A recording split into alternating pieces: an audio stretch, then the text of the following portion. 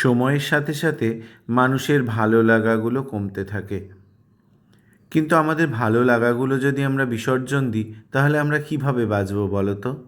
বয়স বাড়ার সঙ্গে সঙ্গে বন্ধুর পরিমাণ কিন্তু কমতে থাকে, আর পড়ে যাই আমরা সংসারের জাতাকলে। সেখানে থাকে অনেক দায়িত্ব, কর্তব্য, যেগুলো কিন্তু আমরা অবহেলা করতে পারি না। আজ দুপুরে মেয়ে বলছে, বাবা চলো তো, আজকে তো রবিবার, ছুটির দিন, আমরা একটু পুকুর পাড়ের দিকে যাই। তো পুকুর পাড়ের দিকে গিয়ে দেখি এত পরিমাণ হাওয়া হচ্ছে, মনটা জুড়িয়ে গেল। আর ওই দেখো আমার মেয়ে আর ওর পিসির ছেলের সাথে নেমেছে এই পুকুরের মধ্যে। আমি বললাম, যা একটু ঘুরে আনন্দ কর। আমরা ছোটোবেলায় এভাবেই খেলাধুলা করতাম। ওরাও এখানে এসে দারুণ আনন্দ পেল। আর এই দেখো চারিদিকটা কীরকম নিস্তব্ধ পরিবেশ, অসাধারণ প্রাকৃতিক পরিবেশ।